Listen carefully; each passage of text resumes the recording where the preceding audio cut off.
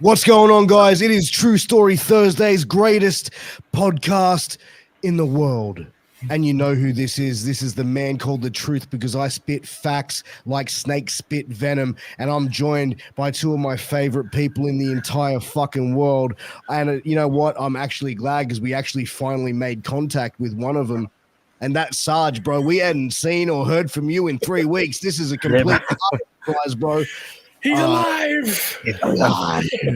Only just. Let's just say that. Only just. And of course, we are joined by everyone's family-friendly giant, the one they call Giant Coyote, because he'll make your girl howl when she's watching that Twitch. But don't worry, he won't treat her like somebody's bottom bitch. But hey. Come on, man. I was channeling my inner Joel Gertner there, I think, for a while, wasn't it? Oh, man. He was great on the mic. He was amazing. He was, man. But you know what's even more amazing, bro? You? No. This intro. Thursdays is about to get started right fucking now. And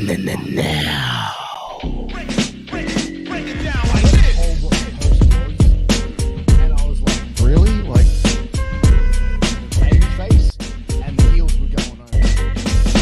I thought he broke his neck. The greatest podcast in the world. Damn, I love that beat from Raya's Beats, man. Seriously, that song just gets me G'd up, bro. As soon as I hear it, it's such a good song. It's such a good song. I always start bouncing to it when it's on. Oh, man. It's great to see, like, when I'm even doing interviews and you see someone, like, just in the, like, waiting room as the song's playing and it's, like, bopping their head to it and shit. Like, I'm like, yeah, that's the shit right there. Dude, boys, man, I am excited. True Story Thursdays, bro. You know the only bad thing about this show? What's that? Only happens on a Thursday. Man. Yeah, you know. I mean, it's like for people to look forward to, you know. It gives them something to get hyped about on a Thursday night. You know, they tune in, listen, watch us on a Thursday. They start their Friday morning off the right way, like the following day. Like, man, it's time for the weekend. Thursday night was a banger with the boys. Get through Friday and the weekend's here. That's it. And it kind of takes me back to when I was a kid, where you used to be able to wait for your favorite show. Like, they'd leave you on a cliff note and you'd have to wait 7 days before you saw the next episode, and not just binge watch 40 episodes back to back. On the next episode of Dragon Ball Z. But bro, I'll go back further in. I always like thought the days that, like, Sequest DSV, that's going back a little bit more. Yes, Gag. Yeah, bro. But you know what, bro? I always say this, right? Like, when you remember watching, like, wrestling in the 90s, like, especially the Attitude Era, whereas, like, the internet was kind of there, but not really. There was not, like, a lot of insider shit. And there's not, like, a lot of access to know what's going on, right? But then every episode would be leaving you on this cliffhanger of you going, like, you know what I mean? Like a TV show, like, it would captivate you at the end. And I feel like, you know what I mean? Like, there needs to be more of that. Yeah, it's part of the magic. It was part of the magic of not knowing what was going to happen till the following week. You know, you didn't have spoilers, you didn't have dirt sheets, you didn't have the back, you know, behind the curtain shit, and you lose that magic. Like, yeah, when you hear about people getting injured and they're like, oh, this person's going to return this weekend, or they've signed this person. It's like, man, you want that surprise, you know? 100%, bro. But you know what? Look at, like, Nitros. Sorry to cut you off, but you look at Nitros for weeks upon weeks. The final 2 minutes would be Sting dropping down from the rafters with about 40 guys in the ring. And then as soon as his feet would hit, that's when the screen would go black. Yeah, the copyright logo, and then fade to black. That's it. And you're always like, what happened? What happened? Yeah. Exactly, dude. And like, they got sorry, didn't mean to cut for that. WWE got us really good last year at Survivor Series with Punk's return. Like, the match finished, they played the copyright logo on the corner. Everyone's like, oh yeah, that's it. And then, oh shit, they did it! Like, you know. Like I always say, like, I feel like the last time there was a big surprise in wrestling was probably around 2011, I'd like to say. But when TNA was running that angle with aces and eights, And like I think Devon Dudley or brother Devon, he was called there, right? He had the TNA title, the television title, and then in the news reports were saying his contract was done. Like he's done, he's out, right? So he abandoned whatever, he handed back the title. They started this whole tournament, and then at the pay-per-view, he was then unmasked as being part of that faction or a member of that faction. And in the news report and all the reports, right, were saying, oh, he's going to go to WWE as a producer. That's that was no one saw this coming. And I remember when it happened, like the wrestling internet community just like blew its fucking mind. Like it was crazy. But you look at the guys that were involved in that angle. Like you had Bubba, you had Devon, you had Anderson, LG, D'Lo Brown, all guys from the old school era who knew how to keep their mouth shut. Yeah, and psychology and storytelling. Like it's not going into like you keep the boys in the loop, things don't spread out. Or if the boys can keep their mouth shut, you can get exciting stories every week. Yeah, 100%. But you know what, guys? I want to take a quick pause for that cause to just acknowledge everybody in our live chat tonight, everyone who's tuning in. So, guys, let's have a look at your messages. Dude, I'm excited. We have Adam Sandler in the house. Oh, my God. I'm excited. I'm excited. We got Adam Sandler. He's apparently a fan of True Story Thursday. So there you go. We have Adam Sandler in the chat. Very cool. I was a big fan of Grown Ups. So Billy Madison, Happy Gilmore, classics. 100%. Hey, Big T. Southie 96. Hey, Southie. He says, wanted to give you guys an update on my dad who had a mild stroke 3 weeks ago. He's currently in Blacktown Hospital and is getting better each day and will be at Mount Druitt doing rehab. Well, from all of us at True Story Thursday, man, we just want to say we wish your dad, Mr. Southgate, the most speedy recovery. We're wishing him well. Nothing but love. Thank you, Southie, for being part of the True Story family. And being one of our true supporters. We appreciate it, and we're sending nothing but love out to you and your family. Appreciate you, Joe. Thanks. We also got Aussie Observer in the house. We got Adam Sandler, who's like just commenting like crazy. It was T. We got Devlin Disguise in the house as well. Devlin. Onesie. Bro, I used to love the Wonder Years. Just saying. Oh, have you seen the remake of that though? No, they didn't do that, did they? They did a remake of it, and they made it an African. Like, can you say African American? Is that political? Like, you know what I mean? I don't know. I'm like born and raised in the 80s and 90s. Like, is that? I think as long as you don't drop an N, then you're all good. Yeah, person of color. Like, I would never say the end. I'm having a joke. Calm down, flip. No. I'm just saying. But no, like I think, like they changed it to a family of color. So, you know, what I mean, which is, I don't know. I haven't seen it. My wife's watched 1 or 2 episodes, but I tried to watch the remake of like Fresh Prince. How was that? It wouldn't be the same without Will Smith and Uncle Phil. Yeah. Oh, mate, Uncle Phil was the Uncle Phil and the Butler were just. Bailey, no. Bailey, I love that guy. Who is this tuning in? Matt Bailey. Matt Bailey. Best man at my wedding. I've never had the pleasure of meeting him. I think we're friends on. I've wrestled him in SWA, and we even did the infamous Lights Out spot, and it was so friggin' cool, man. Like, my one and only ever like Lights Out spot, popped out from under the ring to stand behind him, and it was sick.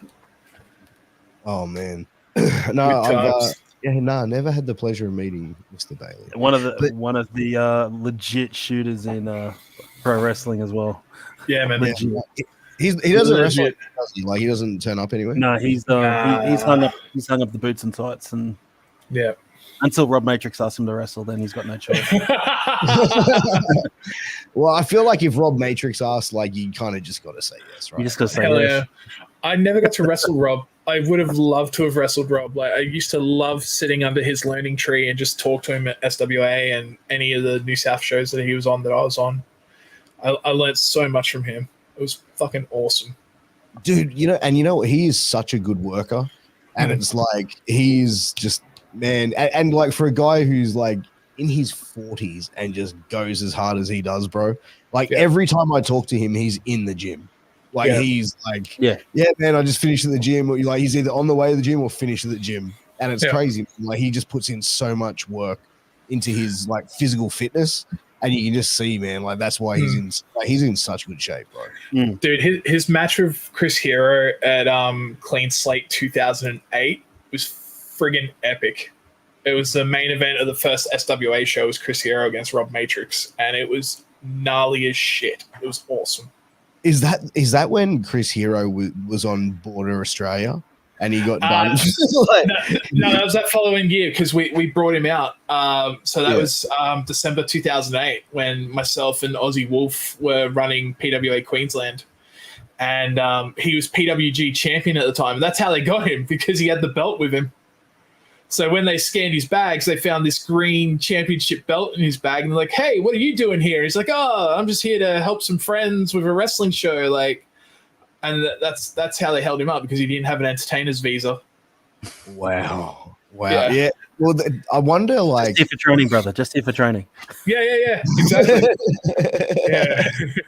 yeah. I'm just coming up. Yeah, I'm leaving the hottest place in the world for pro wrestling training to come to Australia. Yeah, man. But then he Hero wrestled Shadow Phoenix on that show, and it was nuts. Really, really cool match. Yeah, dude, it's fuck, man. So like, Hero is one of those guys, bro. Like, fuck, it's just a shame that he never made it in WWE. Yeah, like I still chat to Hero every now and then through like Twitch and stuff, and I think he's happy doing what he's doing in AEW now as a producer and stuff like that. He's been doing some really cool shit on the indies as well. But like, his Twitch streams have been a lot of fun when he's had them up. Like, he just watches all sorts of really old matches and various different things and just sits there and breaks them down, and it's really, really cool. But like, I loved wrestling him. It was so much fun, man. Like, I was the first Australian to ever wrestle him, and I got kicked in the face 22 times. Like, I was 18 years old, man, when I wrestled Hero. It was really sick. Yeah, dude. Yeah. Did you ever see the I think it was a ladder match or a TLC match he had with CM Punk at IWA Mid-South? And it's like it's like a 90-minute match. Oh yeah, man. So fucking sick. Like, from start, like these, really? These guys holds up. Oh, bro, like, it's one of those matches you can sit there and just get lost in it the whole time. The only spot that I didn't like is when the referee got involved and started like fucking kicking the shit out of both of them. I'm like, what the fuck? This is just like, bro, I get it. You're going 90 minutes. You got to fucking try and have some stuff that's going to grab the audience. Always good fun. Yeah, Kings of Wrestling, him and Claudio. Oh, dude. Awesome shit. Yeah. Oh, fuck yeah, man. That was like one of the best tag teams. Like, in the indies back then, we were just like, man, if they were like got a chance on like a WWE or an AEW to work together. You had your fingers crossed, like when Hero got signed to WWE and Claudio was there as well. You're like, this is it. And they teased it once. They teased the King of Wrestling once. And yes, he did. It was Mason's fault. You don't look for the ground. That was brutal. Don't look for the ground. Yeah, that was. And then the fact he kept wrestling for another 10 minutes with a broken arm and then tried to hit a German suplex on Hero. How'd that look? Yeah, man. It was brutal. It was horrible. That's man. Just like, he just put his arm down wrong. Like, he went to take the bump and his arm just folded up. It's a disgusting break. That's nasty. The photo looked disgusting. I remember seeing that. Yeah, that was Rise of the Warriors 2008. Dude, that's nuts. That is completely nuts. Like, but Wolf's doing amazing, man. Aussie Wolf's now. He's currently in Japan. He's doing a 10-day tour at a festival in Japan at the moment with AC Brownie. Yeah, I saw that. oh, really? Is Brownie over in Japan? Is he? Yeah, man. They're over there at the moment. Wow. Yeah. I'll tell you what, man. Brownie is just like, I got to work a show with him 2 weeks ago at Integrity. Yep. Man, he like I was watching through the curtain and I was like, dude, he is like truly good big man. Like, you know what I mean? Like, he was like his match against Scotty Paul. Oh, the Samoan Warrior. Sorry, I won't use his government. His match against the Samoan Warrior. Like, I was watching bits of that match. I was like, dude, these guys like fucking two heavyweights just beating the shit out of each other. It's so great to see. But Brownie's, man, he's an impressive dude. Yeah. So, man. Was EC Brownie? He was based up in Queensland at one point, wasn't he? Yeah. He was a super skinny guy under a mask, wasn't he? I don't know about that, but there was an EC someone up in Queensland who was under a mask and looked super skinny, and then I saw Brownie, and I'm like, whoa, this guy got big quick. Those Mexican supplements working well. That's synthetic stuff, man. Synthetic protein. First time I ever met Brownie, he and I like shook hands and he just looks at me and laughs. I'm like, oh, what's up? He's like, I always thought it was a work about you being 6'10". I went, no, man. He's like, damn it, I actually feel short. Well, you should have been telling people you're 7'2" for all these years. Oh yeah. I remember one time I got dubbed as 7'5" and 400 pounds. That was fun. Well, halfway there. Yeah. What's your shoot height? Like, not your wrestling height. Shoot height 6'10", 208 centimeters. Damn. Your poor mother giving birth to you, man. Like, you must have been a big baby. No. I was only 5 pound 2. I was tiny. Really? Yeah, I was 5 pound 2. So, I was the smallest out of me and my sisters. So, yeah. What's that in kilos? 2.5? What is it? Is it 2.2 pound? 2.2 kilos per pound. Yeah. Damn, bro. So I was tiny. Dude, you know what? Like, my eldest son, he was the smallest out of all three. Yeah. And he was like 1.55 kilos. Yeah, wow. And he was like that 0.55. If he was 0.50, he would have had to go in incubators. Like, he was like, I remember him being so small, like I'd hold him in my arm. His feet would be here and his neck would be here. And just like, this is like a tiny human. Like, I was just always, I flipped out, bro.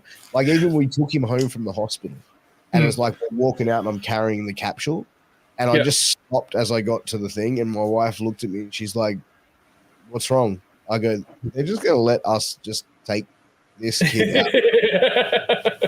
And she's like, we're the parents. Like, that's the whole thing. And I'm like, but really? They're like going to let me take him? They haven't met me. I'm not qualified. I didn't get my license yet. Oh, bro. But those first 10 days as a new parent, like, yeah, bro. No, my young'un was 639 grams when she was born. Oh. Yeah. 16 weeks early. Yeah, she was. I was gonna say she was preemie. Yeah. Like, she's so cute. 639 grams and 27 centimeters. Wow. Yeah. I remember the photos when she arrived and she was just tiny little thing. Right. She was so cute. Like, it's nuts. Like, I've got a photo of my wedding ring. As a bracelet on her around her wrist. Yeah, and it fit on easily. Yeah, man, crazy, man. It's funny with my second son Odin. They thought he was going to be 11 pounds, and when he was born, he was 7 pounds 11. It was so funny. Like, through Em's pregnancy, like, this baby's huge. He's going to be absolutely massive, and the whole time's like, no, he won't be. It'll be fine. And he was 7 pounds. Like, and like the nurses and everyone were like, we're gonna have to prep you for emergency cesareans and stuff. And Em's like, no. I know my body. I know my babies. Like, because with our youngest Sage, we actually had a home birth. That was awesome. Really? That was an amazing experience. Yeah, man. Was that planned? Yeah. Totally planned. Yep. Yeah, right. Just in the bed? in the spare bedroom in an inflatable pool, like in a swing, in a birthing pool. Oh, wow. It was awesome, man. It was one of the most magical, most amazing experiences ever. So it was me, the kids, and our doula. That was it. And no medical intervention, no doctors, nurses. That freaks me out a little bit, I'll be honest. Who's a doula? So a doula is another butcher. A doula. No, a doula. So it's a non-medical midwife is probably the best way to describe it. Right.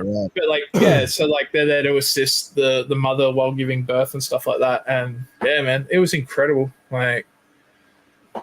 Amazing experience. Me and my wife, we had a friend of ours have a home birth, and not planned. She went into labor. Oh wow! And went to go put her in the car, and she's like, "I can't get in the car."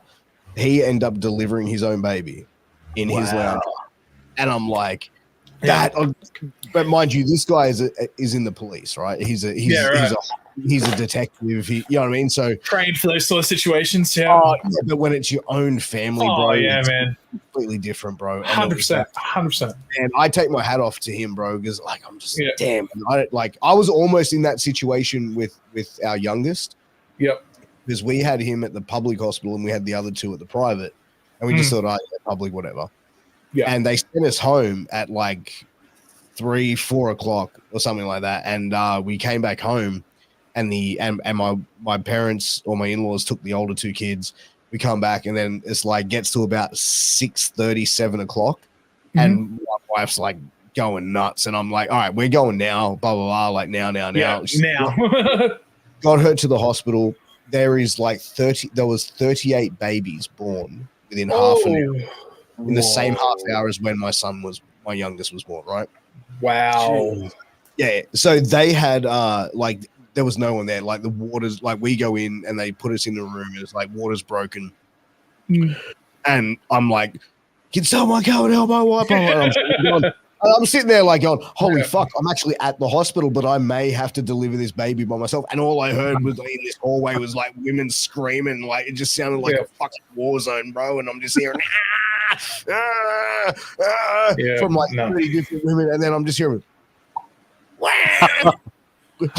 you know what I mean? Bro, I'm just it was literally, it was popping off. Wow. Excuse me.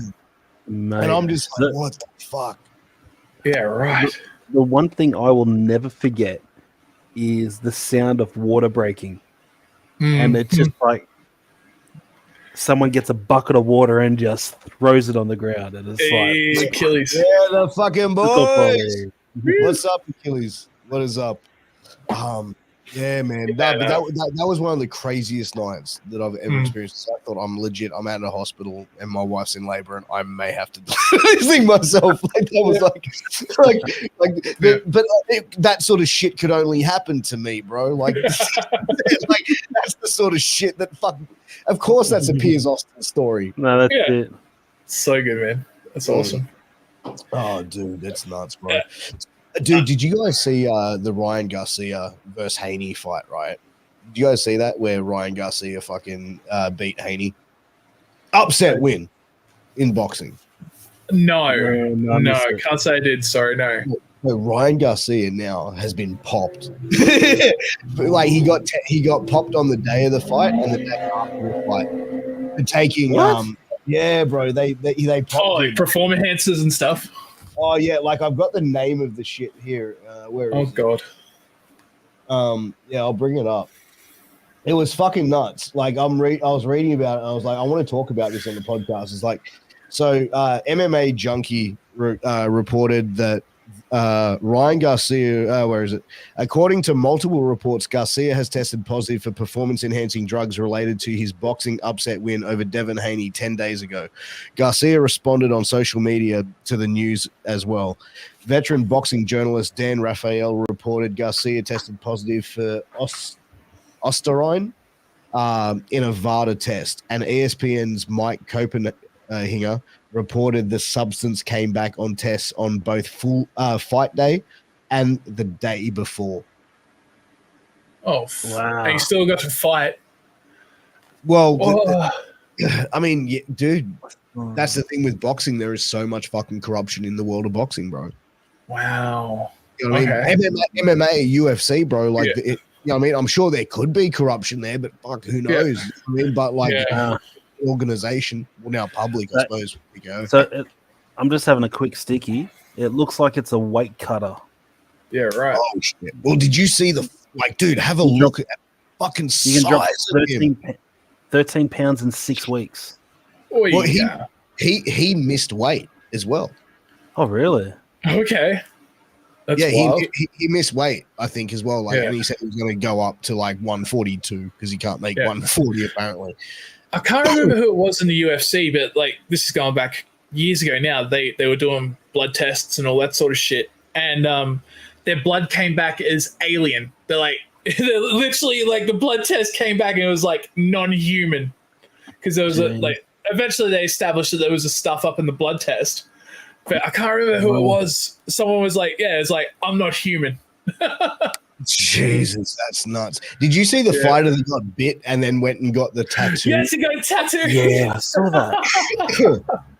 And Dana White paid him $50,000 for the bite of the night bonus. Like the first time someone been bitten in the UFC or some shit. Yeah, he got a $50,000 bonus. Dude, that is fucking. I tell you what, bro. Like, I'm gonna open this up to a chat, and I'd have to say, like, if some of us on a Thursday were to go get a true story tattoo. No. No, okay, all right. We're not going to throw that out to the chat. I was going to say, whoever throws out the highest super sticker, one of us will go get a tattoo of true story. That sounds like an ACAL thing. Dude, you know he has one tattoo, and you know what it says? No. Oh, I've seen it. And I giggled at it. Askren beats Khabib. Yes, yeah, that's it on his ankle. Yeah. Like I was just like, bro, that is but that's ACAL though. Like he just does funny shit like that, bro. He's a good kid. He's a good. Do you have any crazy tattoo stories at all, boys? I do. I do. So my tattoo here, right? So like the skulls, right? Yeah. And when I went to get the tattoo, I'm talking to the guy. I said, "Yeah, this is how I want it. I want light shading. I want this and that." And I gave him a very clear explanation of what I wanted. Yeah. And he basically went like, "So you can see it here." I get it close. Extreme close up. Yeah. I wanted them full color and light shading around it, joining it all up. So he went heavy, but also when he was tattooing me, he was a guy who was so heavy-handed. And if you've ever been tattooed right on the shoulder, like on top of the shoulder, that where it's just bone, and he's like it took bro, tattoos should start to like get that white flaky thing after about a week. Like it starts healing, right? This thing was raw for 4 weeks. Like I'm talking. Head, everything like that, bro. Never went back to the tattoo, but I've had people work on his work to try and fix up shit. Fix it. It's just, it's just fucked.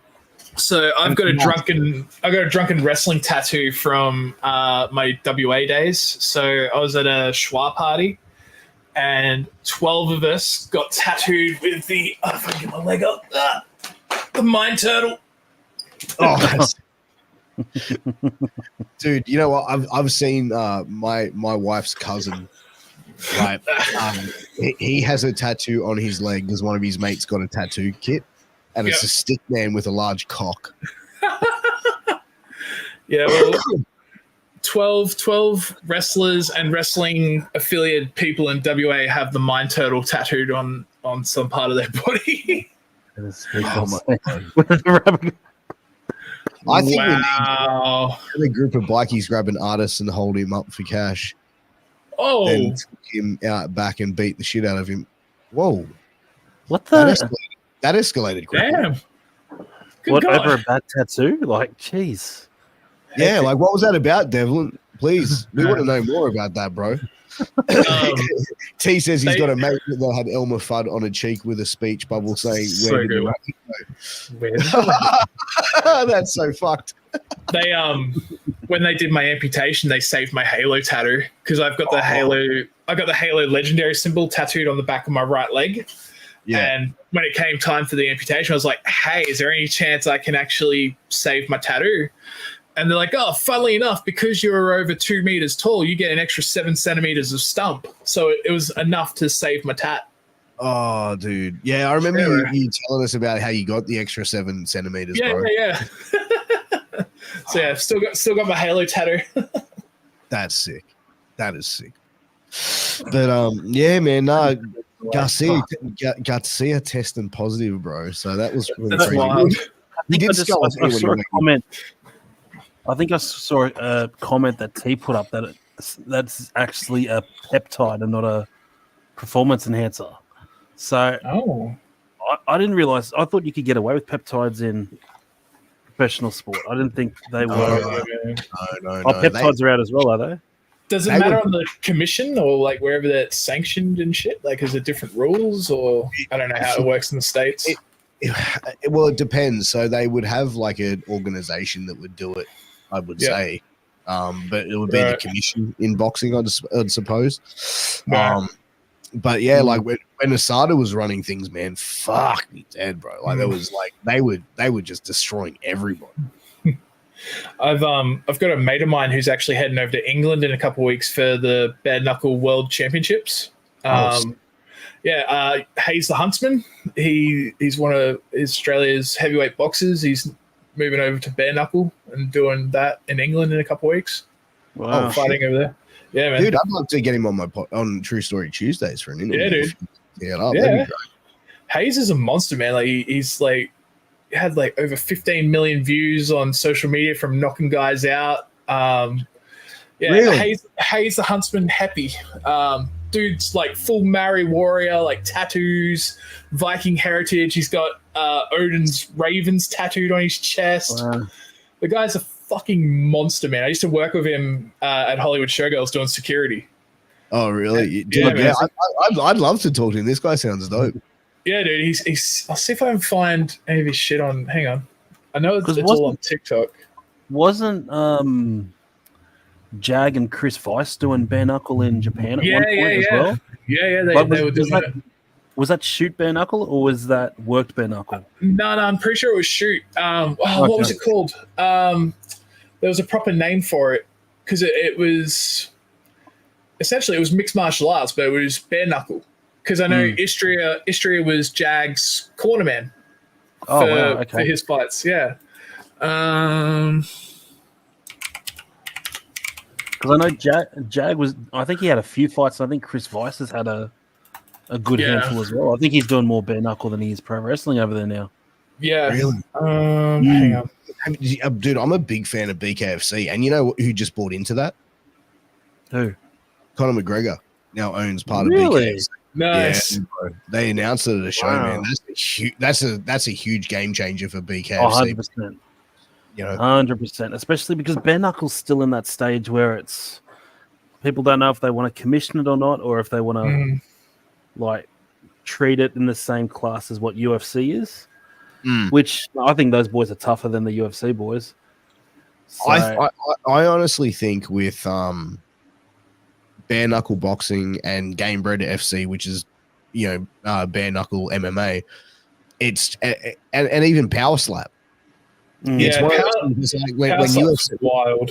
When UFC started, bro, like everyone was calling it like human cockfighting. Oh, mate, and you know what? In the first maybe 5 UFC events, it was glorified human cockfighting. Like you had guys who were like a lightweight versus a heavyweight, and you had guys throwing kicks in shoes and all that sort of stuff, and no gloves.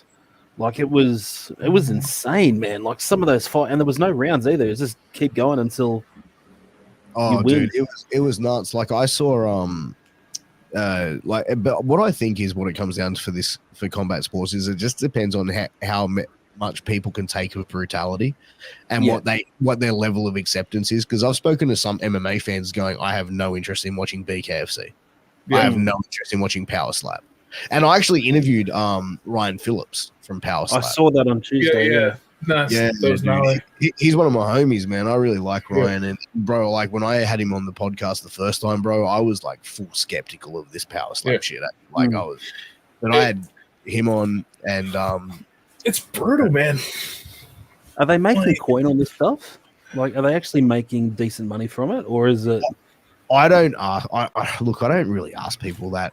Yeah, you know what I mean? no, like, I get. it's like how much, you know what I mean? Because I just feel, I couldn't ask. No. Well, my question wouldn't be, oh, how much was your purse from it? But is it like, is it the reward worth the risk going into it? Well, they were saying how it's like the difference between power slap and UFC is like you're only getting hit 3 to 4 times a match. Yeah. Whereas UFC, you're getting punched in the face multiple times. So like you can't flinch or block a power slap though. That's you just got to cop it. Yeah, open hand slap. Yeah. Piers, I don't know if you can show it, but I've just sent you 2 videos of Hayes doing 2 knockouts on TikTok. Oh, cool. Let's fucking go. So I don't know if you'll be able to show that, but yeah, it's from 2 of his. Oh, you sent it to me on TikTok? Yeah. Okay, hold on a sec. I gotta log. I don't know if I'm actually logged in on my. That's okay. I just wasn't sure of like. Yeah, he's had 3.5 million likes on his TikTok page, and he's got 75,000 followers. And yeah, he runs his own boxing academy here on the Gold Coast. He competed on the Tim Tszyu fight just before Christmas. Like the card. Really? He was on the undercard for that. Yeah. Which unfortunately he lost because he went in injured. But yeah, he's a fucking monster, dude. Dude, that's wild. I'm trying to log into TikTok. How do I? Yeah. I don't know how to do this gimmick. All right, hang on. Maybe I can send it to you through Messenger. Hold on. Yeah, no, that'd be better. But stand by. Yeah, no, dude, like the interview that I had with Ryan, man, he is such an interesting dude to talk to as well, bro. That interview was crazy. We spoke a lot about like the BKFC power slap. You know, he like, dude, some of these guys when you see him get knocked out from a power, like competing, like they crumble as well. Like it's like the way the body reacts to it going to a reset when you get knocked out, and they're just insane. Send it to you on the group chat on Facebook, Piers. But then you also see guys who cop the slap, and it's like yeah, and then out. It's such an interesting sport to watch. Yeah, it's crazy, like power slap. It's wild to watch.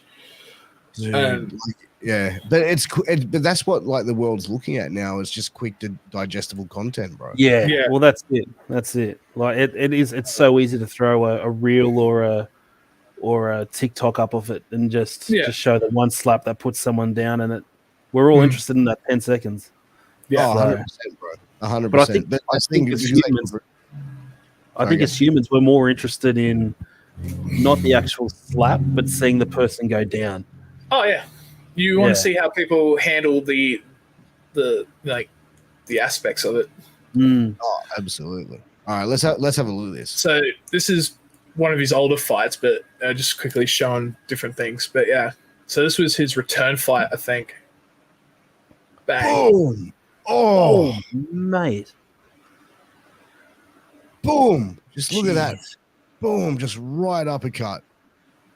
And he's a big boy as well, throwing those as well. Yeah, man. Yeah. But now he's training for bare knuckle fighting, and he's like, I think he's 105 kilos now. Like he's dropped heaps of weight, just shredded up, covered in more tattoos, full Maori traditional artwork. Yeah, man, looks amazing. Oh. So yeah, he's heading off to England, I think next month for bare knuckle. Wow. Fuck. Dude, that's crazy. That is crazy. Man. Like, man, that knockout of the just like that guy still left his body. There's I sent you another clip. There's 2 there I sent, and it's crazy. Hang on, I'll see if I can find it. There's another one. I'll tell you what. You've got to either have a giant sack of balls on you, or nothing in between your ears to have the gut to get in the ring with some of those guys. Like it just puts you on a different level. Like taking you back to the original form of combat and just and he's such a traditionalist as well, because he loves his culture so much that he incorporates that into his fighting and training as well. Like, wow, yeah, that's cool. Yeah. Like, I'll tell you what. It's still, you still notice it as well with the Thai kickboxing as well. The way they keep the traditions and all that sort of stuff when it comes to watching those fights as well. You got to appreciate the history that comes with that as well. Oh, absolutely, man. Like it's there's so much of tradition that goes into it, and like when you see people doing the proper entrance and stuff like that, you know what I mean? Like it's really cool to see. But guys, I really want to take a second and tell everyone about Jericho Australia. Jericho, man, like honestly, these guys are incredible. Jericho Australia is veteran-owned, Australian handmade, and they're looking after all your beer care needs, including oils, butters, balms, shampoos, and more. They've even got clothing. So head over to JerichoAustralia.com. Use promo code True Story. That's TRUESTORY, True Story, for 15% off. Trust me. And that's 15% off every order as well. That's not just 15% off your first. It's 15% off on every order. Free shipping over $100 as well. They have Afterpay as well. Yeah, I've put a couple of orders with them, and mate, shipping has been like, I've had stuff delivered to a different state within 3 days. Yeah, everything shows up pristine, handwritten letters from them as well, and notes and all that sort of stuff. And I'm like, you know what? It's what you want from a small business. Yeah, like, you want a bit of love. Jericho is incredible, guys. Like I've been an ambassador with them for nearly 3 years now, and they're a family-owned, family-based company here in sunny Queensland. Started in a little shop. They've now got 2 massive warehouses. Amazing people. Josh, the owner, is a former veteran, served overseas multiple times, and they love what they do. They do amazing charity events, and I love their stuff. Like, I wouldn't endorse it if I didn't believe in it, and honestly, their stuff is incredible. So well worth checking out. Yeah. Oh, dude, and like it keeps my beard looking on point, bro. Like straight out. Since using it, man, my product's feeling good. And I'll tell you who else is liking it. Mrs. Austin. She's loving it. She loves the soft beard. The Panther beard butter. Oh my god. Oh, really? I gotta get some of that. I gotta get me some of that, bro. For real, bro. I gotta get me some. One of my favorite. How it all works. One of my favorite products that I use that I've got is the Jericho Wall of Jericho, and it comes with 10 different mini bottles of each scent. Obviously, I've used a few, but incredible stuff. With a beard like yours, bro, you definitely would have used a few. We got sensational LJ94 in the house. He says, "Good afternoon, hey man, we appreciate you tuning in." But guys, we are a free podcast every Thursday night. We are trying to get better. We want to improve our audio, our visual, everything like that. We want to start doing this in person. The only way to do that is to have a studio and have equipment, and that costs money. So if you would like to help us get to our goal of being able to do this in a studio, please make sure to throw in a super sticker. It is not expected, but it is appreciated. If you're watching on Twitch, a couple of bits is incredible. But guys, if you're watching or listening to our content, listen to those ads, because I tell you what, guys, those ads pay us money and help us grow. So if you could listen to them, don't hit that skip button. Does us a world of good. Amen. shameless plug there for people. We got to take it where we can, mate. Like, it's something that I look forward to. As I think we spoke about at the start. Like, True Story Thursday is something we look forward to every week. Yeah. It's good just catching up with the boys once a week. Because let's be honest, once we all left school, you don't catch up with the boys as much as you want to. And it's cool just to be able to catch in, if it's every week or every second week, and just hang out. You know, we never do it enough. So no. And that's also the great thing about streaming and podcasts and everything like that is you're able to connect with people all over the world and make those friendships and also reconnect with people. And we're doing drinks. Okay, hold on. I was gonna do a shot, but that's a pay thing. So if you want to see me take a shot, $5 super sticker. Otherwise, I'm drinking water. Hey, by the way. We're 45 minutes in and we haven't touched on this, Sarge. Bro, do you know when we were doing shots, right? We had a short and we posted it and it was all these people going, "You guys need some help." You guys have it. It was like, we don't have a drinking problem. We just I just don't know when to stop. I love how I missed that episode and the next morning I wake up to all the messages in the chat and I'm like, what the hell's happened? Is Sarge dead? Oh man. That was bro, I was drinking Jack. He was drinking Fireball. As after the first 5 shots, bro, boys. One of us finished that bottle that night. The other didn't. 2 men entered, 1 man crawled away. There was a whole bottle of Fireball and two premixes. You guys are hardcore. See, I don't drink anymore. I haven't drunk in probably 10, 12 years longer. Neither do I. Yeah. I barely touch it anymore, and I remember the week off. We're talking. So what? Because Piers ate 15. Hate to buy it. Piers ate 6 chips a week before, and I'm like, what can I do? No. And then some stupid reason I thought, let's do 5 shots. One of the stupidest things I've ever done on a Twitch was during Subfest. The challenge was if we got to 80 subs, I had to do a mystery sandwich, which Em and Lily made for me. I was so sick, man. I got blindfolded. This sandwich came in. It had cayenne, chili, hot sauce, yogurt, and all sorts of, I think it was an egg on it, and I took one bite. I was so sick. It was not a fun time. No, that sounds horrible. I think I'll take the bottle of Fireball. Yeah. Right. Well, you know what? That hot chip challenge shit burnt my asshole. No. It hurt me. I'm that really hurt me for days afterwards, bro. But I suppose not as much as the Fireball hurt Sarge, right? No, I don't remember it. I had my community order a McDonald's order for me once, and they literally just ordered a McPickle. It was just burger, bread and just pickles, and that was it. It was horrible, so horrible. Yeah. The things we do for entertainment. Guess who's going to be jumping on in about 10 minutes? Who?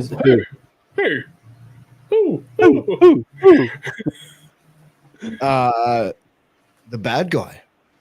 Hey, Uncle Vinny. Hey, Uncle fucking Vinny, bro. Shit.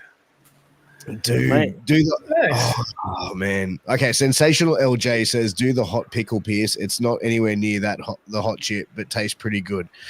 Man, I don't. He's trying to make AKL. Yeah. The McPickle needs to be. I'm gonna be honest, bro. I've seen pickle that Achilles wants AKL to eat, and it is this veiny thing about that long.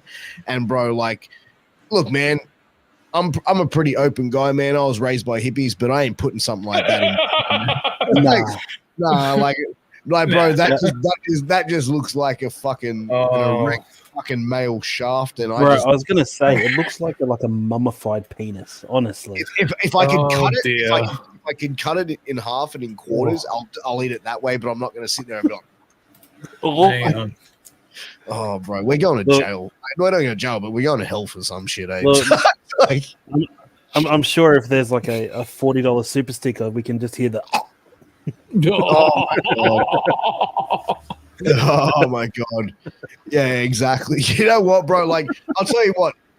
If someone in the chat throws in how much is this pickle?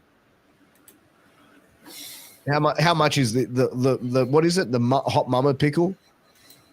How much is a hot mama pickle? Let's check it out. So because it's got to cover the cost of it and be worth my while. At Sefton, $25. I just posted the McPickle clip if you want to see it in our chat here in the studio. If you want to show that. Yeah, for sure. Hold on a sec. What's this on? Yeah. Can we do this? Like it's it's on Twitch. No, it's a clip from Twitch, so it should be fine. All right, hold on a sec. Hot mama pickle. Oh, it's your content anyway. Okay, cool. Yeah. It's fine. It's fine. Yeah, I'm not going to get.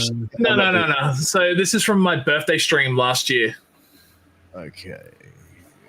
Don't share screen. McPickle. All right, let's check out. Let's check out Coyote's McPickle. So I can see this for $5.99. Hi guys, bon appetit. Oh, I can feel the pickle juice running down my hand. Yes.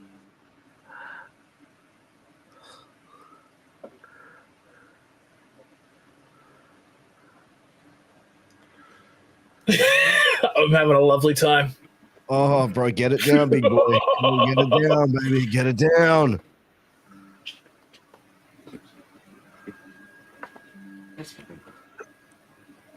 It was just pickle. That was it. It was all pickle.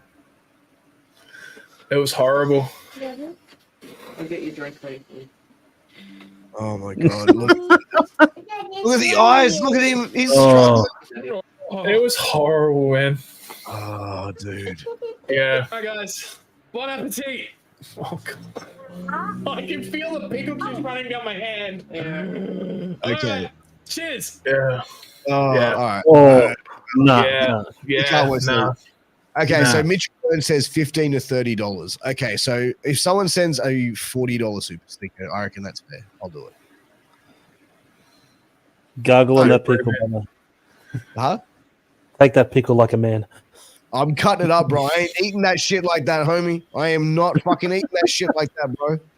Actually, I probably will because it'd be fucking funny. But like, okay, Yeah, 100%. like, You need it for the thumbnail. It's content. can I make Akel eat it? He still owes Achilles a pickle. You guys can do pickles together.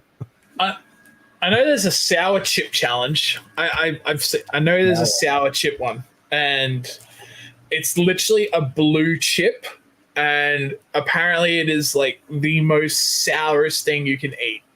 Oh, really? It's not like the blue waffle, is it? No. I saw a guy on TikTok eating it. It was literally like, there's the one chip challenge, and then there was the one sour chip challenge. And this guy was like profusely crying. Like, you know, that episode of The Simpsons where Homer eats like the sourest gummy ever, and he's like, it was like that.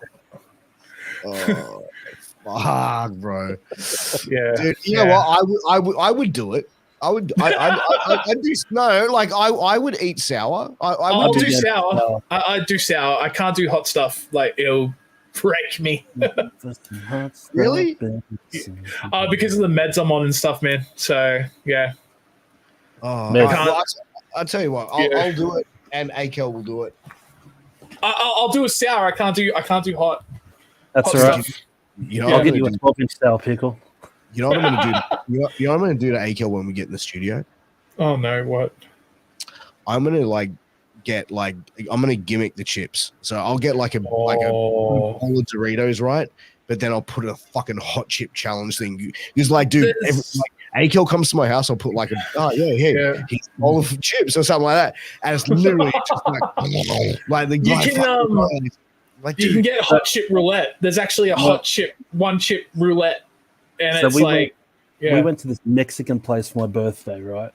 Oh, and they had, you could do a taco roulette where you get 6 tacos. I'm doing a shot.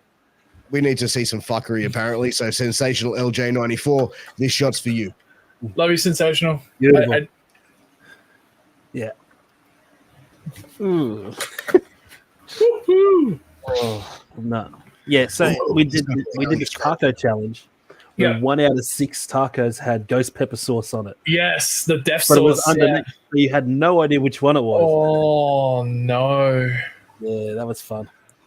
That was fun. Were you the unlucky one that got the death No, sauce? I got. Oh, no. I got through two tacos and I was all good. There's a place up here that's about 20 minutes away from mine, and it's got the world's hottest burger challenge. And like, you actually have to sign a waiver and wear gloves and PPE when you eat it. Really? Yeah, man, it's like ridiculous. It's something like, I think it's like 40 million Scoville units. It's like ridiculously hot. Like, you're not meant to eat this shit. Like, it will. Really? Yeah, and like, even on the waiver, it's like, bless you. Thank you. You're welcome. You. Yeah, if you eat it, like, it literally says this is not meant for human consumption. But Oh, really? Yeah, man, it's like because of how hot it is and stuff. Like, it's crazy shit. I would feel that's the same way for like the world, that the hot, like the spiciest corn chip gimmick that I did. Yeah, like, man. I'll be honest, bro. Like, that shit, fucking, like, I ate fucking 8 of them cunts, bro. Yeah. And like, I'm gonna be honest with you, bro. Like, the pain that I felt, like, when I got off the podcast with you boys, man, I was shitting through an eye of a needle, and like, man, like, it just, and it was just, man, I was like burning ring of fire, bro. I remember when I used to work in this place in the city. It was a bar there, and like, we used to have this shot that was behind the counter, and the owner got it from Thailand or something. It was like this pure, see-through transparent alcohol, and essentially it was like, literally carpet cleaner. Essentially, like, it was like 92% alcohol, and we used to give it, like, if he wanted to get rid of someone, like someone was giving him a hard time, he'd be like, "Hey, come to the bar, have a shot with me." Motherfuckers would just, and I'd be like, "All right, let's go." Out you go. The streets problem now. Oh my Like, god. yeah, man. Yeah, it was horrible shit, man. Like, I remember just smelling it. I was like, "Oh, this is dangerous." Like, yeah, it was. I can't remember what it was called, but it was like 92% alcohol. It had a white label on the front of it. Was that metho, bro? No, it wasn't metho. It probably could have been classed as metho. Well, ladies and gentlemen, as a true heel manager, I'm going to introduce my client to True Stories Thursdays. He is the bad guy, the guy who is the only real superstar in Australian wrestling, the one, the only, any fucking day. Yes! Gentlemen, how are we going? What's going on? Hello there, you beautiful legend. What's going on, gentlemen? Long time no see, my man. It's good to see you, brother. How you been? Yeah, good. Penny pain with the running. Yeah, with the running, man. I ain't running anywhere these days, bro. I'll tell you what. Man, we've just been kicking it this week, man. Just chilling out. I'm glad you could jump on, bro. How you been going, man?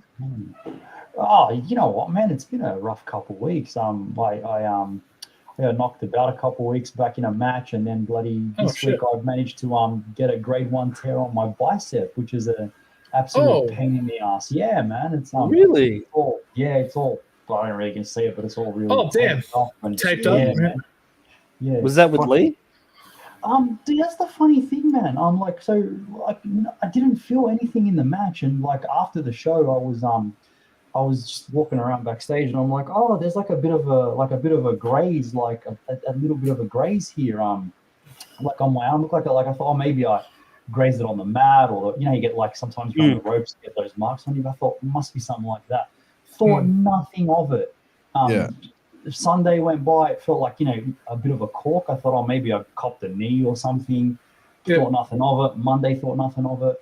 Tuesday night, I'm sitting on the couch with my daughter, and my arm just starts to bloody swell like massively, and then it starts to go purple, and then I'm like, what the fuck's going on? So the next day I got up, massive pain, can't extend my arm. Went and saw my physio. He's like, yeah, buddy, like grade 1 tear minimum.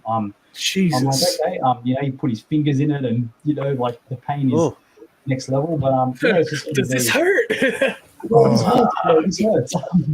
So damn. Couple weeks of physio, and we'll be right, but 4 to 6 weeks at this point. So we'll see what happens. Oh, dude. But, Aaron probably did something during the match, and just probably, the guy was like to me, do you sit at a desk all day? I'm like, yeah, like I'm, my job's a desk job. Yeah, he's like, bro, strain the way your posture, picking up your daughter is probably just done something stupid like that, and that's torn it up. So yeah, Damn. not a fun time, but it's okay. And that's the thing with kids as well. They've got bony elbows and knees and all that sort of stuff. So they get, if there's a spot that's sore, it always ends up digging right in that. Yeah, I just can't pinpoint what did it. Like that's the weirdest thing. Like I didn't feel a pop, didn't feel a snap. Like it was just I was literally just sitting on the couch. I'm like, why is my arm like, what's going on? But yeah, it is what it is, right? That's wild. That's wild. And you know what, man? Like you mentioned the get knocked around about the other week. We actually addressed that last week on the podcast. Yes. And, so I had a few direct words to say last week, and I woke up on Friday morning and my inbox was like blown up, and I was like, "What did you do?" I popped in while you were going off. I was like, because I wasn't on the show last week, and I popped in and I just saw Piers going off talking about what happened, and I was like, oh dear, here we go. Piers is just, you know what, man? Like, jokes aside, he's just, forget wrestling and all that jazz. He's just being a good friend. You know what I Fucking mean? A, man. Absolutely. He's checking in on you, man. He's just looking out for me, which I appreciate. You know what I mean? We're family, man. We look out for each other. That's it. And I know he's just doing it to, Piers and I spoke, and, he was like, man. He said to me, I think you were talking to Gabs, and you were like, Gabs is my wife, and he's like, Gabs is like, oh, take care of him, and you're like, yeah, of course, always, because he picked me up and went to the show, and like he's just like, bro, I promised your wife I'd look out. I'm like, dude, it's not your responsibility, but like I know he cares about me. It's just sweet. I love him. Man. You know what I mean? I love him for it. He's a good friend.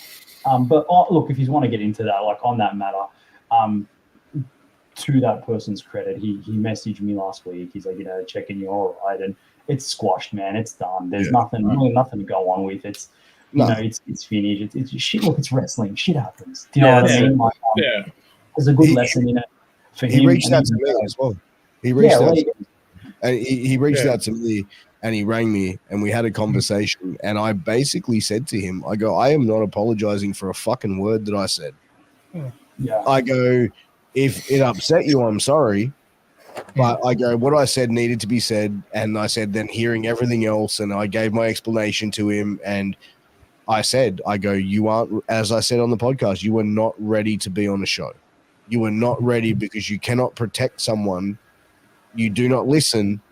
I go, you need, and I said, nothing you were going to say is going to convince me otherwise. And from what I've heard, he's now looking at going back into training, taking himself off shows, and doing the right thing. I hope that this is the right way for this guy, because it's like, I actually like the kid. And you know what I mean? Like last Thursday was out of fucking frustration. It was out of frustration because it's like everyone has tried to talk to him and nothing has sunk in. And if me calling him out last week did that, that's great. That the fact that it took me to do that for him to reach out to you is a little bit disappointing, but it's squashed. I've spoken to him. You've spoken to him. So to me, I wish the kid the best. Yeah, no, of course, man. Like, he's very well mannered. I can't really say a bad thing about him. Like my only feedback to him, which was, dude, like if I say no, like that's just the golden rule. If someone says no, don't do that. You exactly. Don't fucking do that. Like there's no need to harp on it. It's done. It's squashed. Like I said to my dad, look, bro, I was just a bit shocked, pissed, tired. Like, Piers, you get how my personal life goes. You know what I mean? Like sometimes I just, after that match, I was just like, to you privately, I'm like, I just don't give a fuck anymore. Like when you get to a point where you're too angry, too tired to give a damn, it was just kind of like that. But it's done. It's squashed. Like, leave him, bro. Like I don't want to crap on the guy because he's not a bad person. Like yeah, exactly. I'm sure when I was at his level of experience, I probably fucked up a lot too. And I can assure you I have. I fuck up now. Given where I'm at now. So it's it's all good, bro. We all make mistakes. Let's all be friends and move on with it. Life's too short for this bullshit animosity. To be honest with you, man, we got bigger fish to fry. That's it, mate. You learn from it. You learn from it, grow from it, and move forward. That's Yeah, it. man. 100%. And bro, look, you know, like it's one of those things that I was passionate about because we are, you know, close mates. Yeah. And it was like, and you know what I mean, like me knowing how the business runs and how, like, you know what I mean, like the whole premise is you go in there to take care of the guy you're working with, It's the and number one rule. 100%. And I felt that was, I felt like you were let down. And you know that it wouldn't have mattered who was in the ring with you. If that had happened with anyone else, and it was the same sort of scenario, I would have done the same thing, bro. And I said to you, I ain't apologizing, I ain't taking shit back. And you were like, no. Oh, I appreciate it. Look, you're a good look, man. You're loyal. You know what I mean. I've always respected that about you, and I love you for it. You know what I mean. Like so like kudos to you, man. But I think look, good lesson from all of that for me is looking at my age. I'm 35. You know, I'm not around in a ring as much as I'd like to be. That's the honest truth. I wish I was training more. I wish I was performing more. But life, man, you know, I've always been an advocate for real life comes first. Some people are all ingrained in wrestling, and that's fine. I'm the opposite. And that's okay. But I think it's put things in a perspective now. Like, I really got to start being a little bit more selective of where I work, who I work, and what I'm doing in those matches, so to speak. Because like, I'm not old, but it's like at the same time, you don't recover, and you know, like you do when you were, you know, 25, 30, 35, it's not the same. And if you want to stay around and you want to keep at this, you have to adjust and you have to rethink and question and also be smart on things. Like wrestling someone who's like probably double and a half my weight. Like I only weigh about 68 kilos. I'm not a big dude at all. I might look relatively lean in photos, but I'm quite thin. So, you know, like you do it's just physics, bro. You do the math. This guy is gonna it's gonna fucking hurt. Like, you know, it's like, let's be real. So, but you look at it, like, even like we're all in our 30s. Pierce, you're a little bit older, but even going to the gym these days, like we don't recover. Like it takes an extra couple of days to recover than what it used to when we were in our early 20s and all that sort of stuff. Like those bars aren't getting any lighter. You're up here as well. You gotta be right up here, and then I'm pointing to my head. Like you gotta look, like we're all in that age bracket where we're all like family men. You know what I mean? We all got kids. We all got, you know, the pressures of life, death, and taxes. And like, let's be real. Like I've gone into matches where like you're there, but your mind is somewhere else. You know, and that's dangerous. That is really, really dangerous given what we do. If you're not 100% focused and in it, like that's bad for you and bad for the person you're against. So like like I said, man, I think it's a bit of a wake up call, and I've got to I just got to be a bit more smarter with what I'm doing. Well, Sensational LG says at the end of the day, people have to be accountable. We'll never eradicate errors in the business, but we need to minimize it as much as possible. And it shouldn't be a discussion in 2024. I just want to let you guys know it wasn't about someone making an error. It was someone not listening. And then there's many other factors about, you know, which I'm not going to get into and break out all the details because it's already been squashed in a private setting. But there are other things at play that triggered that rant last week, and it's been done, and we move on. Yeah, man. He's a good kid. Like seriously, he's a good kid, and I think he just you know, like he just you know, he's learning. He got to be carried away, and you know, man, honestly, like shit happens. Thank God, no one's like seriously injured. That's it. A little bit of a knock, you know, whatever, you know, fuck, bro. It could have gone way worse. So just exactly right. Yeah, maybe let's get on with it. We're good. Let's focus on the positives, man. Dude, yeah, I'm with you, man. But I'm telling you, you know what? Telling you guys about a positive. We had a new sponsor drop this week, which is Jack. Thank you very much. Thank you. The True Story Live crowd going nuts. We have jacksjerky.com.au. Use that promo code True Story for 15% off. That's TRUESTORY, True Story for 15% off. Now, let me tell you about these guys. Multi-award winning, the best beef jerky in the world. This is the greatest beef jerky in the world, sponsoring the greatest podcast in the world. Just real, honest, handcrafted jerky. None of that bullshit filler stuff, made from Australian beef and the freshest and finest herbs, and spices. So, guys, go and check out. You can buy stuff for $7.95. They come in the 50-gram packs. They've also got the 500-gram packs, 100-gram packs. So there's something out there for everyone's budget. Go and check out jacksjerky.com.au. Use promo code TrueStory for 15% off.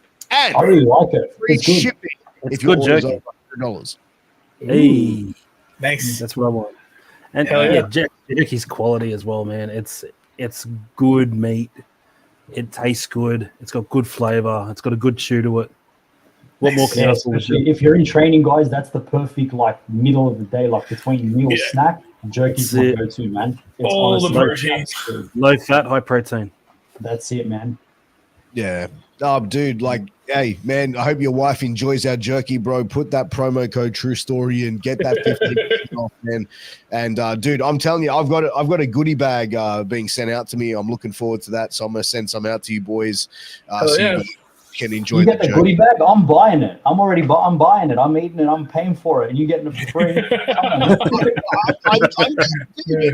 Like, there's got to be benefits to having sponsors, bro. So yeah, they're going to be sending us some stuff. So pardon me, dude. My hay fever is so fucked at the moment.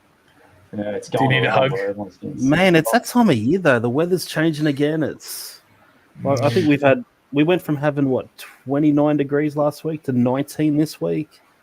Oh, Right. dude, I was in the It's CBD like- today, like Sydney, and it I wore my coat. Like I pulled the coat out first day of winter, and it's like, dude, it was so cold in the city today. Like circular key at like 6:30. It was more like 7. It was freezing, man. I was freezing, and I had a jacket on. Yeah. Wow.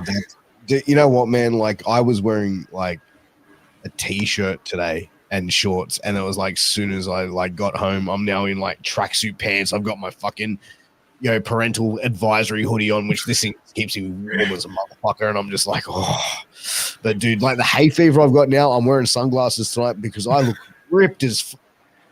Well, I am, but I'm also got hay fever, and it just makes it look 10 times worse. So yeah, like my eyes look. So like you guys are all rugged up, and I'm here with my biggest fan and wearing a singlet. Yeah, in Queensland. Dude. Oh my god. Do you know what, Coyote, man? I want to ask you. Like, I've always been fascinated by your fascination with pop culture. What's your like go-to, man? Like, what's your if you had to pick one franchise? Like, I know mine, but what's yours? See, it's either still Batman or Power Rangers. It's a battle between those two. Like, I've got all sorts of stuff here behind me. Like all bits and pieces. Like I've actually got a signed JDF pop just there. I've got all sorts of cool things, man. I got my own action figures up the top. So my own Giant Co figures. I've got one too, actually. Jesus Christ! I got one. Yes! Yes! That's sick. Hey, Vinny, we're gonna get you a new action figure with a huge cock. That'll be our next one. I just love editing everything, man. Can we get two so we can match? Because like you can't have Vinny Vane without Piers Austin. You know what I mean? So like we need to get like the matching Piers Austin. You know what I'm saying? Oh, 100%, man. Like that's the thing. We need to find a toy sponsor to get that down. I've actually pitched to Jericho. I want to pitch to Jericho Australia that they do a dad bod godsend and use it as in my image. That's why I'm trying to grow the beard out. So once the beard's out a little bit, look at that giant coyote action figures. Yeah, 2005 Coyote when I used to wear a mask.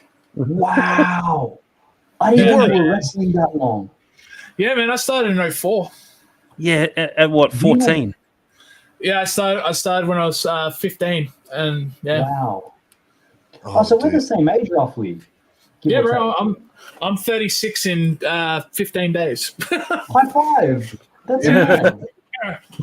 Vinny and his vein sold separately. The vein is worth more. Trust me, it costs a lot more, man. Subscribe to my OnlyFans. Only veins. I saw the boys from Slam in Canberra doing the Wrestle Buddies. Yeah, I saw those. I'm like, that looks sick. I'd love to get get those made What's up. a wrestle buddy? You remember the big plushies? They're like a plushie. Yeah. I used to bend them, and they make slams and sounds and all sorts of cool things. Oh, that's cool. WWE had them, and then they were really big in WCW. Like WCW had them. Okay. Yeah, it was cool. But yeah. There's a reason why Vinny looks younger than you, bro. It's called Botox. I'm kidding. No, I haven't done Botox. I don't know. Then how's your new line? How's the new hairline coming in? I saw you had a bit of work with that. The hell, yeah. Look, I did. Like, all right, you want to go there? You want to go? No. I'm just saying. Oh, bro. Yeah, I saw you had. You've been pushing. You had the round 2 done. I was like, is it coming through as well as you wanted? Yeah, bro. So like Elite Hair Clinic, yeah, man. Like my hairline's definitely like I'm in month. This is month 5, so it's about 50% of the way there. Yeah, like I wasn't losing my hair. I had like that big widow's peak. Like we can't all have an amazing hairline like you, Sarge. Like I think day one I met you, I was like, God, I'm so jealous. But yeah, bro. It's working. It's great. It's starting to go through. You know, I miss having long hair.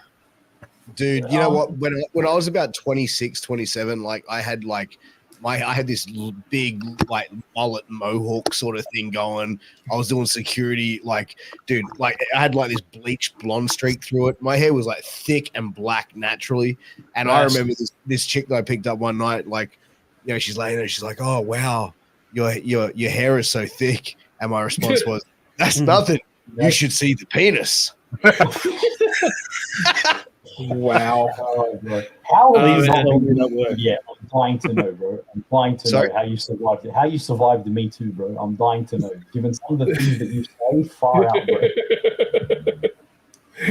But the thing is, like, I just keep doing my thing, bro. Like, I'm just being fucking funny, bro. Like, I'm messing with you.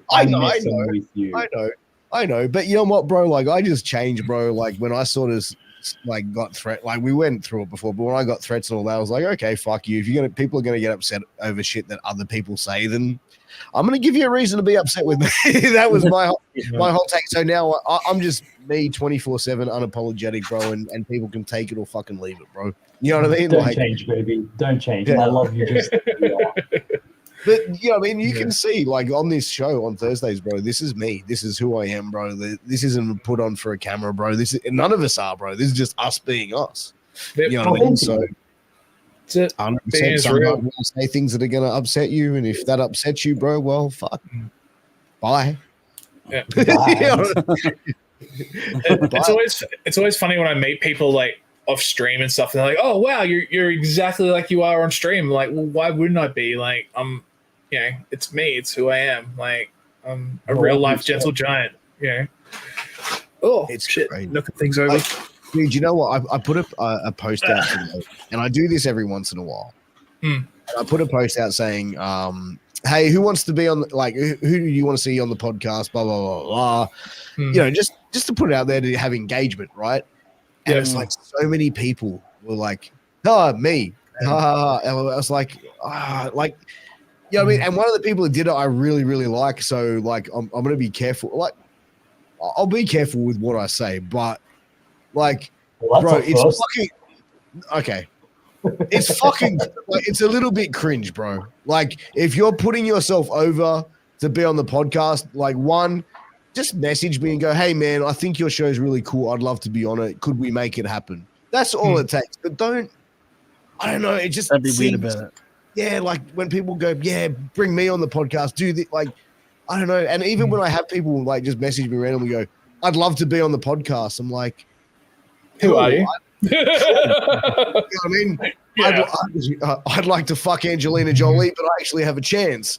No, you know what I mean? Wow. No, I'm kidding. I'm just being a spider. No, but like professionalism, like to make your case. Like, hi, I'm so and so. This is what I do. I can add value by blah. I want to talk about X, Y, and Z. Like, sell yourself. Like, give it a reason. Yeah. Well, dude, when I reach out to someone to be on the podcast, right?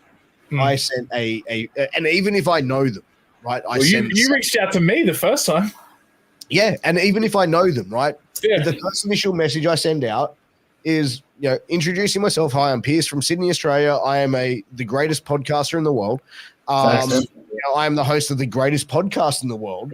I'm giving you an opportunity to come on my podcast to talk with me, and it would be a great honor for you to be on my podcast because I am a fucking living legend, which I'm sure you will agree and everyone else. So I've interviewed all these other people who fucking love me.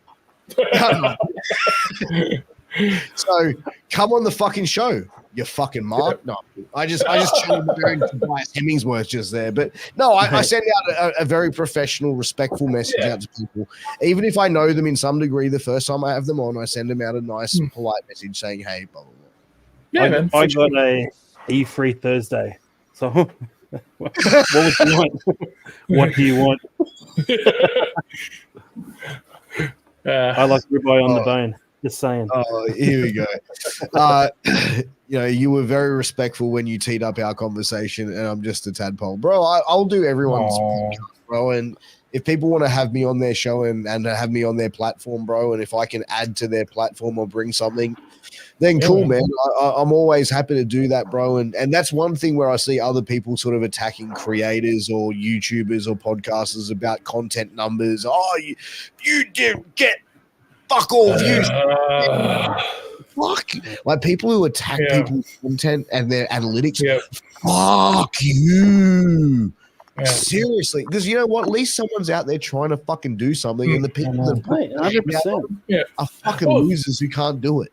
It was like that troll that hit my Twitch the other week where I sent you guys a screenshot, and he literally went around all my social medias commenting on my posts and shit. I was like, the hell are you doing? Like, get the hell? Yeah. Oh, that's like, to be honest, man, I love when I get a new hater, bro, because the old ones it's the best, man. Bro, I love getting haters, bro, because I actually need more because the old ones actually became my fans. Haters are our biggest fans, man. True story.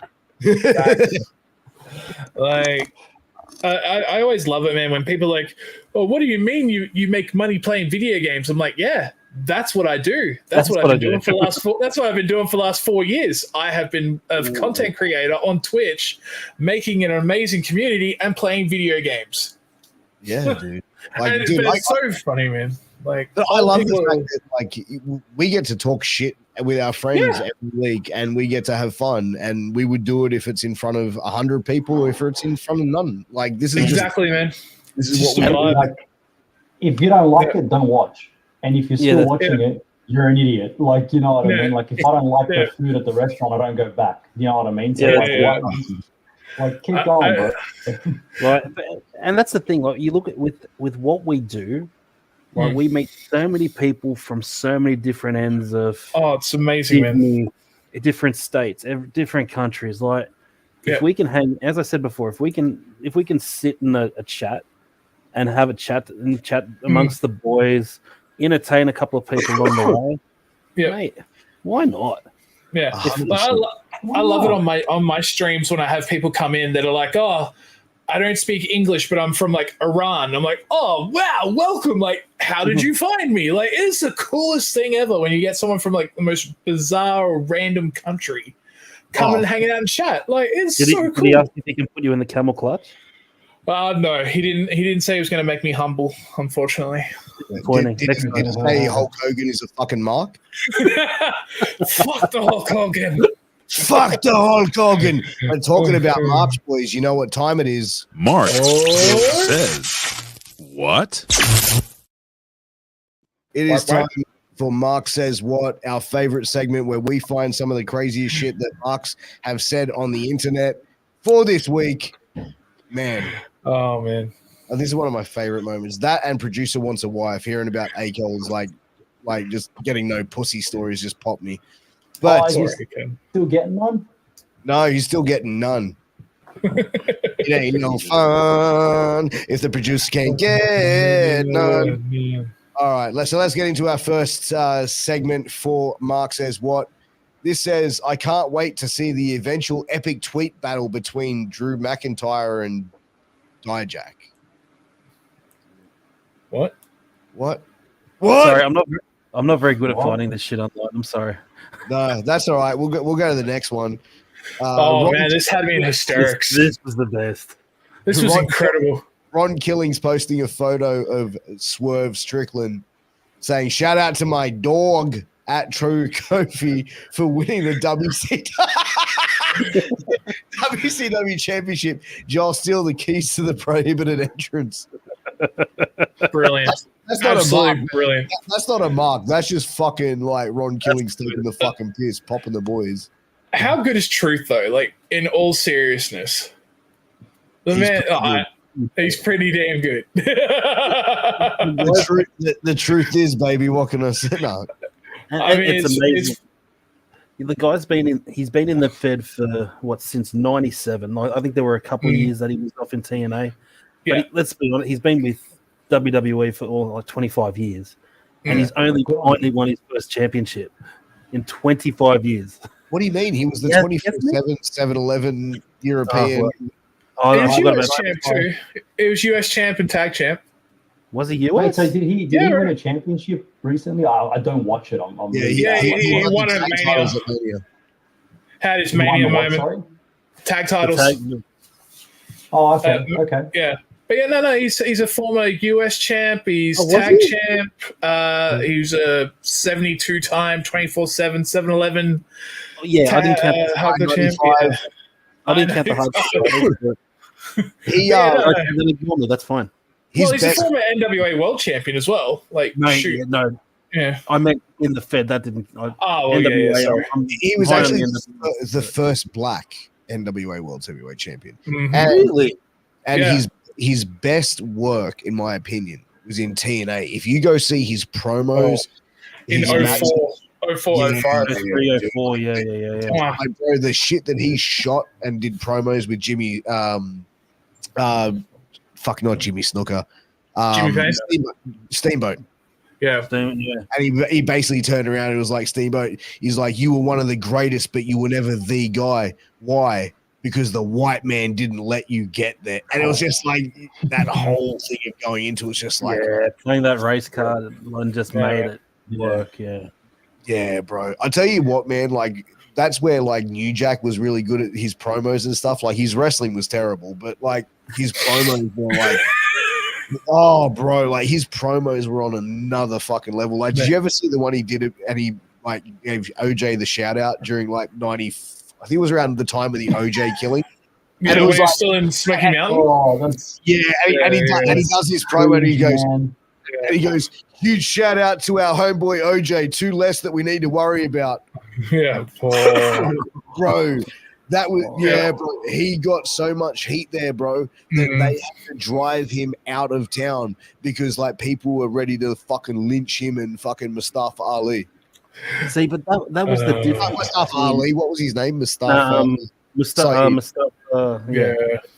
that was the difference between heels and all that back in the day. Like the amount of stories where I'd hear where Honky Tonk Man had to get put in the trunk of a car to actually leave the building because growing that much heat and just like mate, no one wants to try and be that heel anymore because everyone's scared of getting cancelled and all that sort of stuff. Offending people. Yeah. Or it's I really want to be a bad guy, but I still want you to buy my merch and like me. Yeah. Right. One of my favorite heel lines I used to use when I was in a state was I used to find a kid in the crowd that was hating on me. I'd point out and be like, shut up, kid. You're adopted and your parents don't love you. And, man, that used to get such a reaction whenever I was a heel. It was so good. Bro, you did that in the match that we were in, and I just laughing. You cannot say that to a child. I'm going to bring my kids to a show and say that to you and go, you know what, you kids, I want to tell you something. You're adopted. No, that dude, like that. Oh yeah, that would be so fucked. I would fucking be paying for therapy for years after that. My other favorite one was like, I'd be like, if you don't shut up, I'm going to come over there and punch you so hard that guy over there will die. Oh, man, let's go to the next one. For Mark says what? Currently the best tag team in any promotion, division, or roster. # facts. Huh? Yep. Yeah. Okay. Cool. Yeah, they're nearly as good as the Young Cucks. All right. So look at Cody. He's just going, why do I do this to myself? Bron Breakker won his match but lost his. Wow. Is that photoshopped? No, that was legit. I snapped because there was a GIF when I was snapping it. And it was a GIF of the match, and as soon as his arms went up, I was like, "Oh, screenshot!" Oh, dude, that is. I never did spray tans. Oh, me neither. Oh, I've been there, done that, so I feel the guy's pain. All right, so our last one for the evening for Mark says what, boys? This is a bit of a funny one. This is a bit of a wild one. I'm going to be honest. So here it is. Oh man. Thank you all watching #AEW Dynamite Now. We're having an exciting show live worldwide. Our partner TBS is having some audio issues on tonight's show. Thankfully, we understand our other worldwide partners aren't affected, but TBS is working to fix the issue immediately. Thank you, Tony Khan. The biggest He market. needs to stay off Twitter. It's like if my dad was trying to send a tweet. Oh man. I saw him at the NFL draft wearing the neck brace. Mate, did you see the comments he made on the actual when someone interviewed him, and he's going, "Yeah, we're AEW, we're the alternate, we're the Pepsi alternate," and the WWE is the Harvey Weinstein is the evil Harvey Weinstein, and I'm like, bro, wow. Have you seen the thing where he drinks water? It's like, oh god, it's so overly sexualized. I couldn't even do it because I'm not that fucking retarded. Did it turn you on? Oh dear. No, not at all, bro. Not at all. No. But boys, we've been going for that 90-minute mark. I think it is time for us to ride off into the sunset. But boys, it has been a pleasure as always, man. I love talking to you boys. Next week's show, I've got one guaranteed guy who's going to be possibly a new regular.